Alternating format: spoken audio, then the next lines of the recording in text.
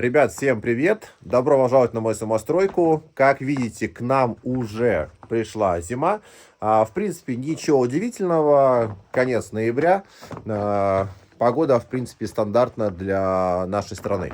Из названия видео вы уже поняли, что я начал заниматься перекрытием первого этажа. Пару месяцев назад приобрел брус 100 на 200. Длина перекрытия 4 метра. Соответственно, брус взял 5-метровый, чтобы была возможность с той и с другой стороны снивелировать нужный размер.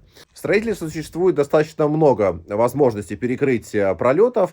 В частности, это деревянный брус, железобетонные конструкции или монолитные конструкции. В каждом виде существуют свои преимущества и недостатки, и, естественно, вы должны для себя выбрать тот или иной вариант. Мы для себя выбрали перекрытие из деревянного бруса, так указано в проекте нашего дома. Плюс в основном здании у нас такое же деревянное перекрытие, поэтому не стали заморачиваться и выбрали дерево. Для самостройщика это, наверное, самый простой вариант. Не нужна какая-то спецтехника, можно сделать самостоятельно. Не забываем, что дерево требует ухода. В частности, оно должно быть обязательно обработано антисептиком. Если есть какая-то кора, она удаляется. Монтаж балок я начал еще пару недель назад, когда в нашей стране была приемлемая погода для строительства. В частности, было плюс 10 градусов. Но на данный момент, к сожалению, придется приостановить данные работы. Стало небезопасно находиться наверху, а это 3 метра. Скользко, балка, двутавр металлический, покрыт уже льдом, и как-то, честно говоря, мне не хочется оттуда свалиться, поэтому я консервирую данные работы уже до следующего строительного сезона, до весны. Когда будет солнышко, когда уже погодка даст возможность безопасно работать наверху, тогда и вернусь к данным работам. Так что устраивайтесь поудобнее. Давайте посмотрим, что я успел сделать за последние 2 недели на своей стройке. Погнали работать. Обработал 200-й двутавр металлической щеткой. Очень важно в зиму уйти с защитным слоем краски. Ведь, как известно, когда металлическая деталь на протяжении длительного времени контактирует с водой и кислородом, то на поверхности появляется гидратированный оксид железа, что в народе называется ржавчиной.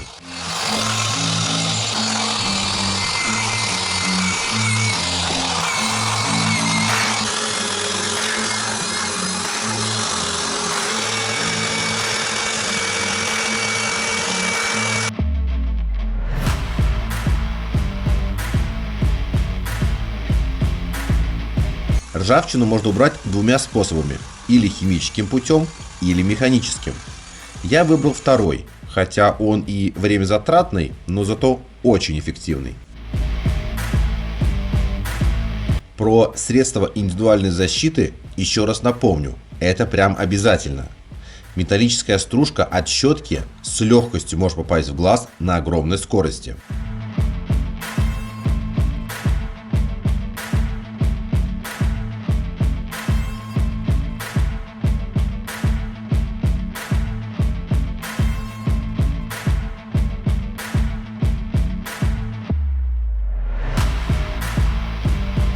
Для обработки железа перед покраской идеально использовать White Spirit или антикоррозийные средства, а также грунтовки с ингибиторами ржавчины. Я обезжирил бензином. То, что было под рукой, то и использовал. Но это классика. Специальная защитная краска по металлу. Производитель говорит, что его краску можно наносить прямо на ржавчину. Но какой нормальный человек так сделает? Ну уж точно не самостройщик.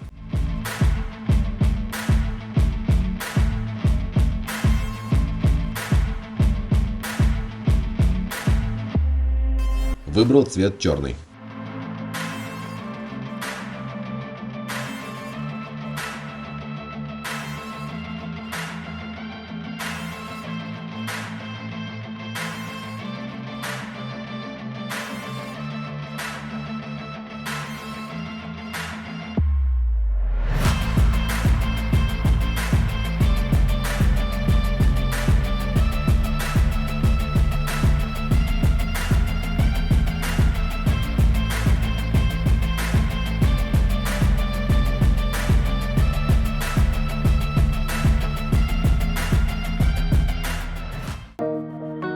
Дальше покажу, что значит настоящая боль.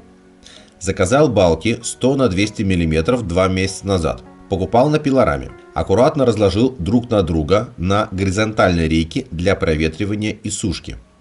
Сверху укрыл профилированной мембраной для защиты от дождя.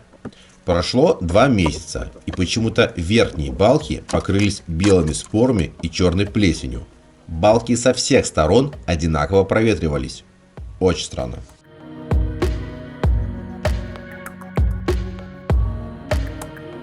Брус специально покупал с небольшим запасом в количестве, чтобы была возможность выбрать самый достойный вариант для перекрытия. В любом случае что-то придет в негодность.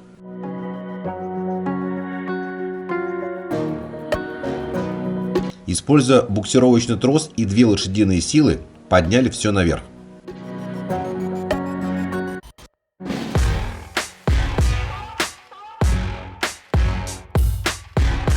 Вдвоем это подсильная работа, хотя изначально задумывался о заказе крана.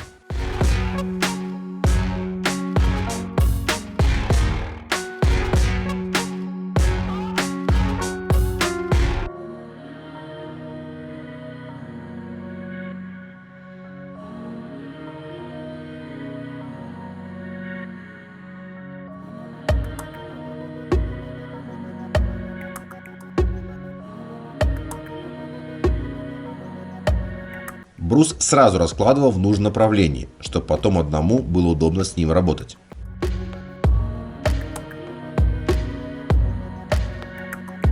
Шаг перекрытия 600 мм.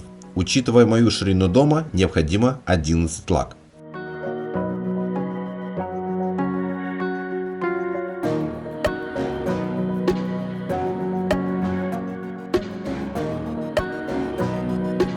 Мы подняли 14.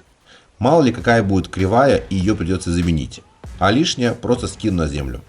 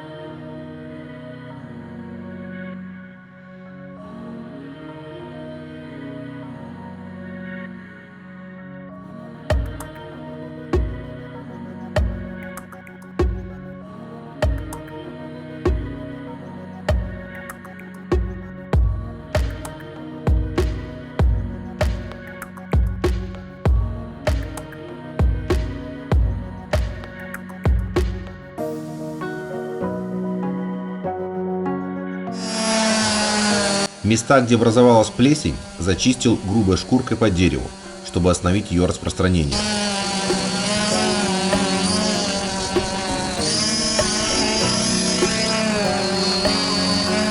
Соответствующим инструментом это сделать достаточно просто.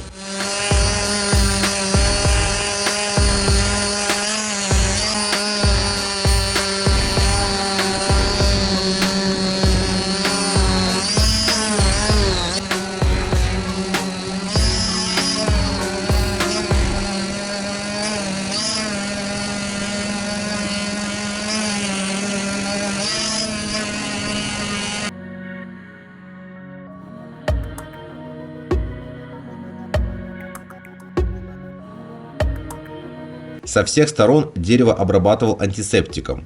У нас в строительном магазине продается в готовом виде.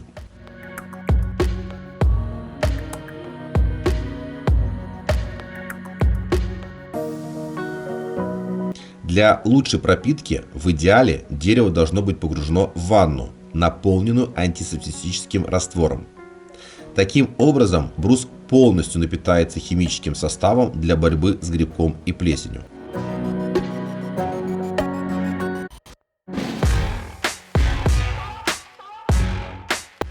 Я, как видите, нанес состав только на поверхность дерева, но наносил не жалея раствора.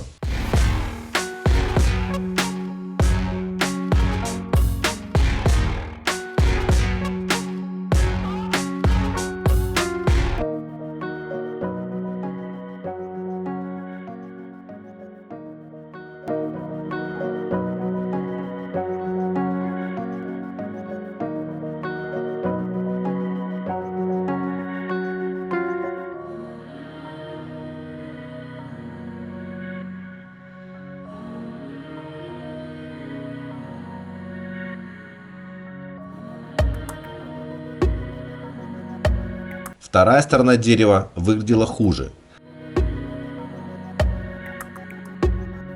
Болгарка с жестким диском помогла привести древесину в достойный вид.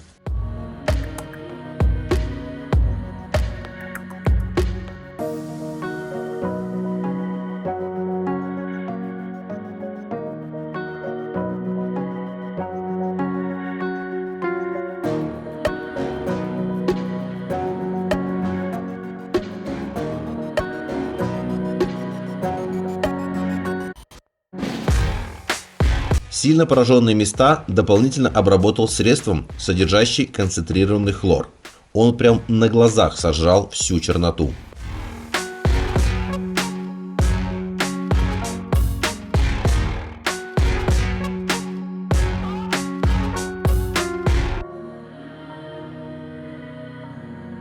Да, пришлось потратить много времени, чтобы мой будущий пол не страдал от микроорганизмов.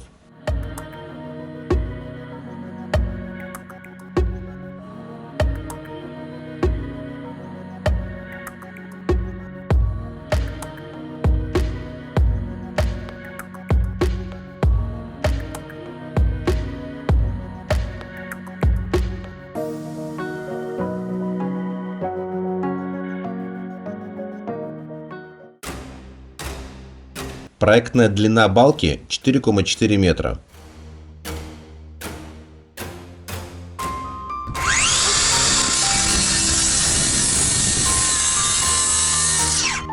Отмерял, отталкиваясь от целостности и состояния бруса. Непригодную часть спиливал, оставляя только красивую и ровную лагу.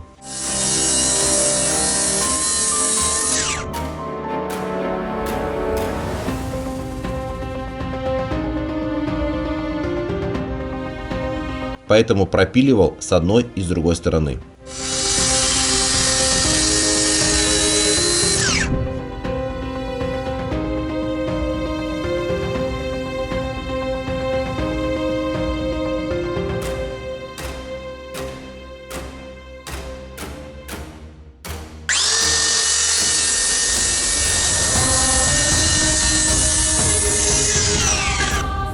По проекту шаг между балками перекрытия 600 мм.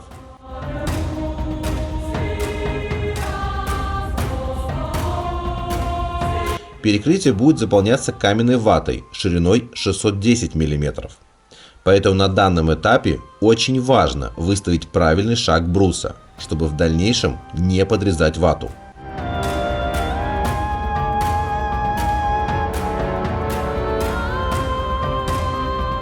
Каменная вата даст акустический комфорт и непревзойденную защиту от огня.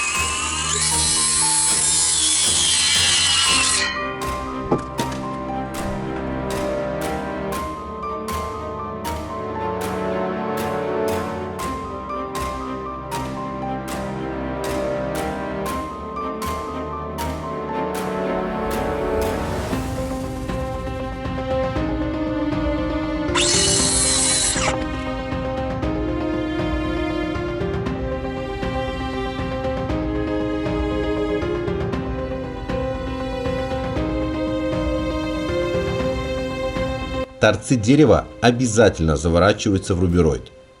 Но это чуть позже. Сначала решил напилить все балки. Но пришла зима.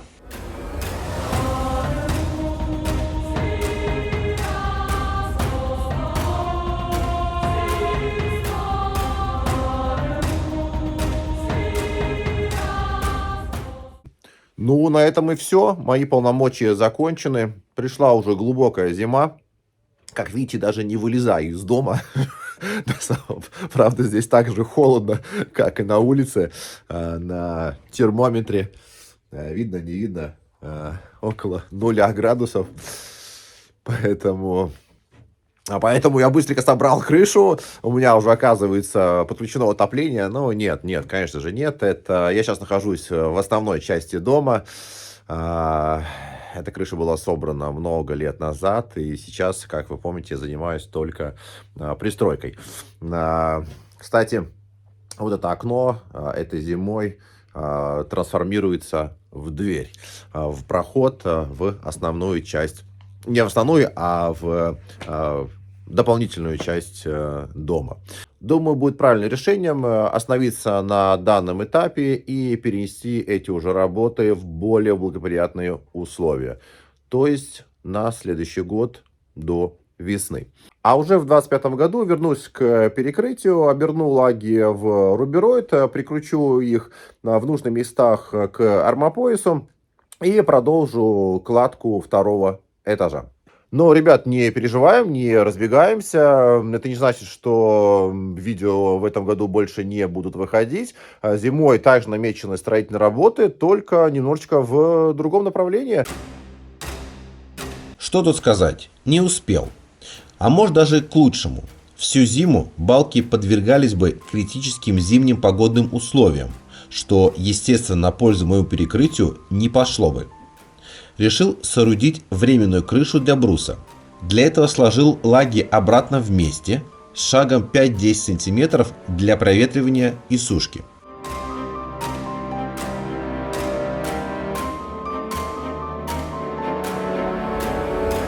Снизу под лаги подложил брус, чтобы дерево не опиралось на холодный бетонный армопояс.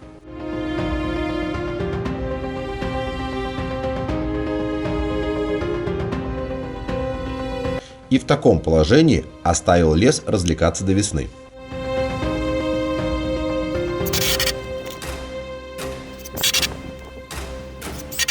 Прикрутил вертикальные стойки, по возможности ровно относительно друг друга.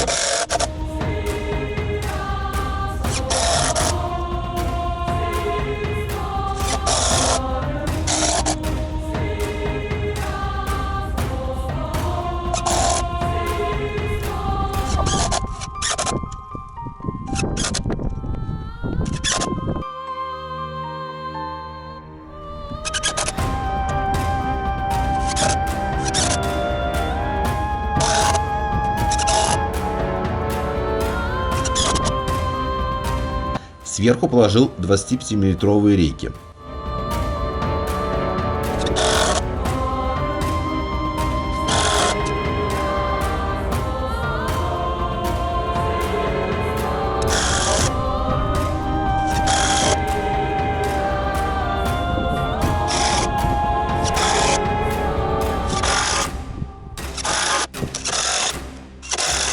А на них 2,5-метровую влагостойкую фанеру.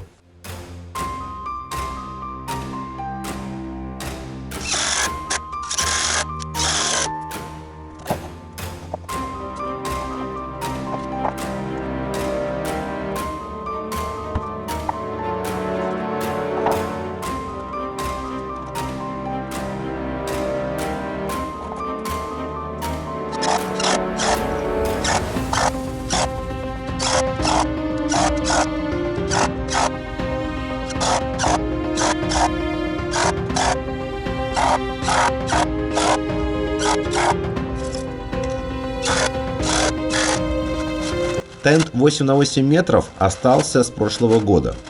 Я им накрывал, если помните, подушку фундамента на зиму. Решил его не резать под размер моей импровизированной крыши, а сложил в 2 слоя.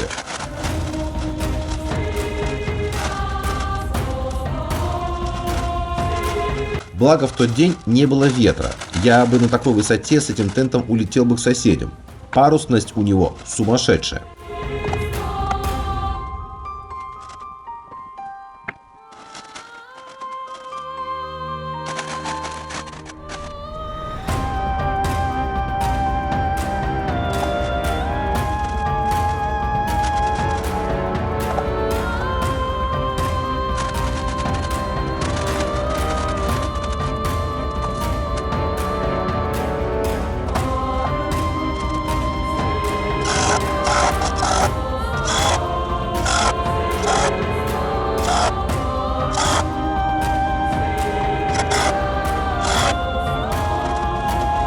Края загнул и закинул наверх, чтобы было максимальное продувание балок для сушки древесины.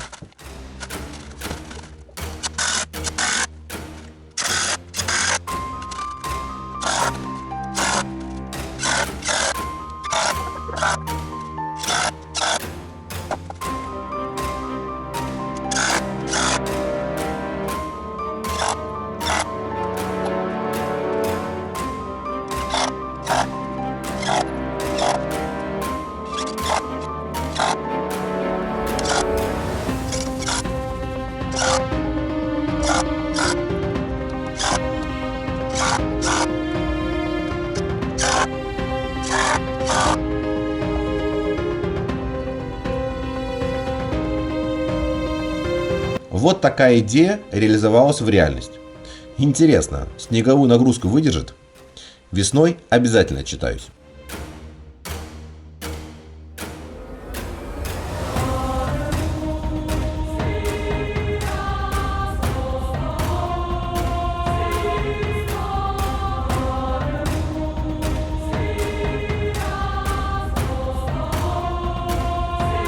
Весь периметр армопояса также накрыл пленкой.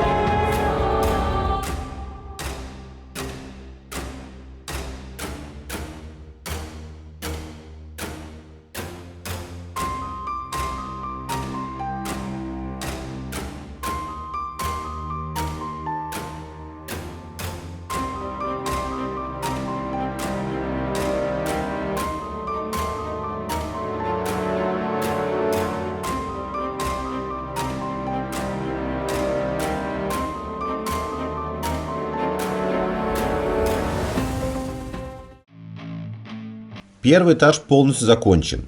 Строительные леса на первом ярусе больше не понадобятся, поэтому их смело можно убирать.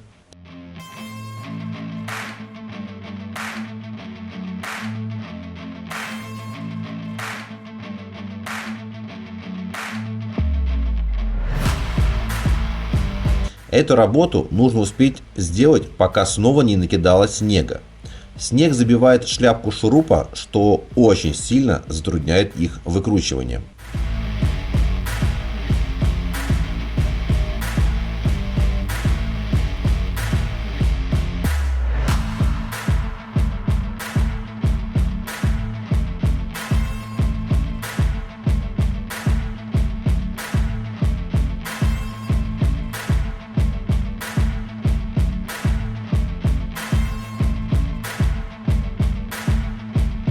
Да, ломать не строить. Возводили леса с детками почти весь день, а разобрал сам за пару часов.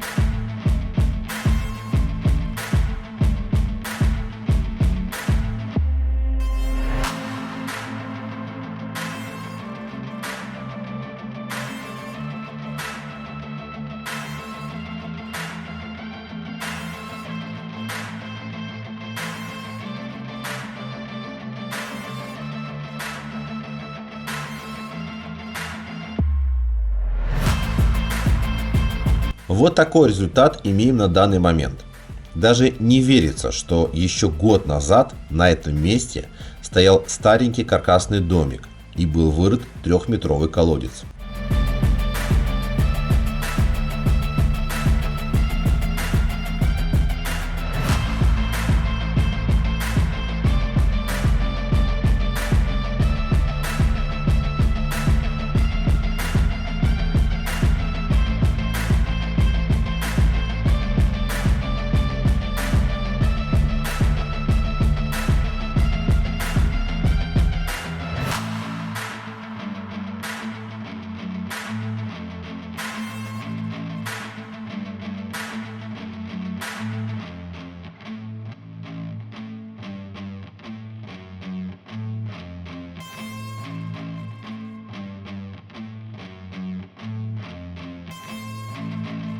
следующем 2025 году постараюсь полностью поднять второй мансардный этаж дома, постелить крышу и сделать дренаж вокруг всей постройки. Сейчас ждем разрешения сливать грунтовую воду за пределы участка. А это, к сожалению, отдельный проект. На сегодня у меня все. Встречаемся в следующем году. Всех с наступающим Новым годом. Ну а пока, всем пока-пока.